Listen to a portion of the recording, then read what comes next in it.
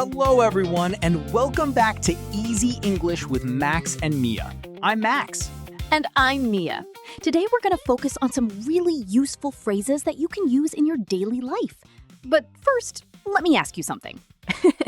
Have you ever known the words in English, but in a real conversation you still didn't know what to say? Oh, yes. I think many learners know that feeling. That is exactly why today's episode is going to be very useful. These phrases will help you handle different situations and conversations more smoothly, more naturally, and with more confidence. That's right, Mia. Let's dive right in and begin. Our first phrase is, could you please repeat that? Yes, this is a great phrase to use when you didn't quite catch what someone said. For example, if you're in a noisy place or on the phone and you need someone to repeat themselves, this phrase is very helpful. Absolutely. It shows that you are attentive and that you really want to understand the other person clearly.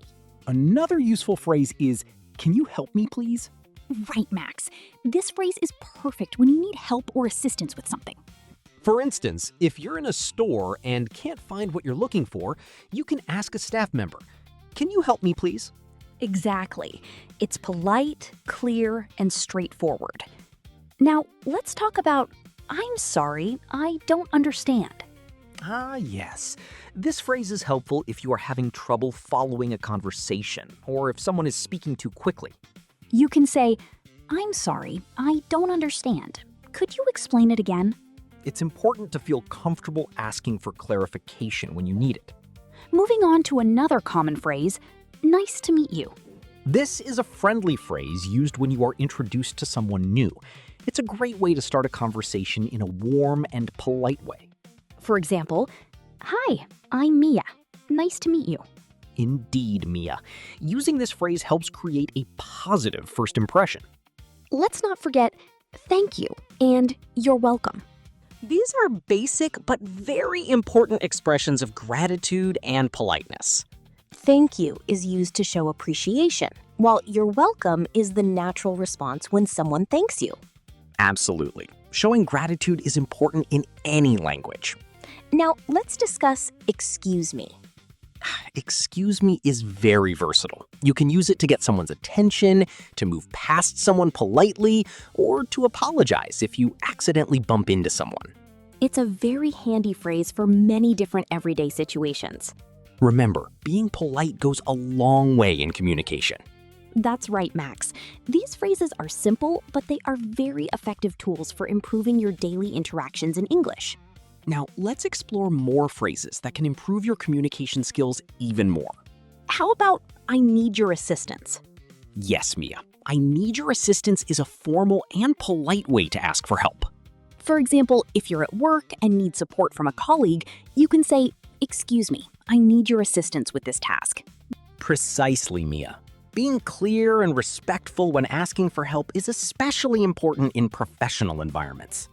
Another useful phrase is, could you explain that in more detail? Absolutely, Mia. This phrase is valuable when you want a deeper explanation or more clarification about a topic. For instance, if you're in a meeting and need more information about a project, you can say, could you explain that in more detail, please? It's important to show genuine interest and curiosity when you want to understand the subject better. Moving on, let's talk about I appreciate your assistance. Ah, yes. I appreciate your assistance is a gracious and respectful way to express gratitude for someone's help. It acknowledges their support and shows appreciation and respect. And don't forget, could you please speak more slowly? Right, Max. This phrase is helpful when someone is speaking too quickly for you to follow. You can politely ask them to slow down so that you can understand more easily. Effective communication involves being clear and being considerate of each other's needs. Absolutely, Mia. Let's also discuss, may I interrupt you for a moment? Yes, Max. May I interrupt you for a moment is a polite way to step into a conversation. It shows respect for the other person's speaking time while still allowing you to contribute. It's important to be mindful of when and how we interrupt other people so that communication stays productive and respectful. Now, let's explore phrases related to expressing preferences. How about, I'd prefer to meet in the morning? Good suggestion, Max. I'd prefer to meet in the morning communicates your preference for a specific time. For example, if you are scheduling a meeting, you can express your availability by saying, "I'd prefer to meet in the morning if possible." Clear communication of preferences helps people coordinate activities and schedules more effectively. Another useful phrase is, "Could we reschedule our appointment?" Absolutely, Max. Sometimes plans change, and it's important to know how to request a new appointment time politely. For instance, if you need to change a meeting time, you can say, "Could we reschedule our appointment for next week?" It's considerate to offer alternatives when you are requesting changes to a schedule. Moving on, let's discuss phrases for expressing apologies. How about, "I apologize for the inconvenience"? Yes, Max. I apologize for the inconvenience is a courteous way to express regret when something causes trouble or disrupts someone else. For example, if there is a delay or a problem, you can say, "I apologize for the inconvenience caused by the delay." Acknowledging inconvenience shows respect for other people's time and understanding. Another important phrase is, "Please accept my sincere apologies." Absolutely, Max. This phrase is used to offer a heartfelt apology for mistakes or misunderstandings. It shows sincerity and also shows a desire to make things right again. Effective communication involves taking responsibility for our actions and showing empathy. Now, let's explore phrases related to making requests. How about, "Could you send me the report?" Yes, Max. Could you send me the report is a polite way to request information or documents from someone. For instance, if you need a report from a colleague, you can say, "Could you send me the report by the end of the day?" Clear and direct requests help make workflow and collaboration smoother. Another useful phrase is, "Would you mind helping me with this task?" Indeed, Max. This phrase is polite and respectful when you are asking for assistance from someone else. For example, if you need help with a project, you can say, "Would you mind helping me with this task?" It's important to be considerate of other people's time and willingness to help. Moving on, let's discuss phrases for giving compliments. How about, "You did a fantastic job"? Yes, Max. You did a fantastic job is a great way to acknowledge someone's effort and achievement. For instance, if a colleague completes a project successfully, you can say, "You did a fantastic job on that presentation." Expressing genuine compliments helps build positive relationships and can also boost morale. Another uplifting phrase is, "I admire your creativity." Absolutely, Max.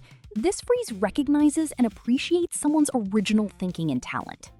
It's important to notice and celebrate creativity in other people. Effective communication also includes recognizing and encouraging each other's strengths. Now, let's explore phrases related to offering help. How about, "Can I assist you with anything?" Yes, Max. Can I assist you with anything is a kind and proactive way to offer help to someone. For example, if you notice a colleague struggling with a task, you can ask, "Can I assist you with anything?" Showing willingness to help strengthens teamwork and collaboration. Another thoughtful phrase is, "Let me know if you need any help." Absolutely, Max.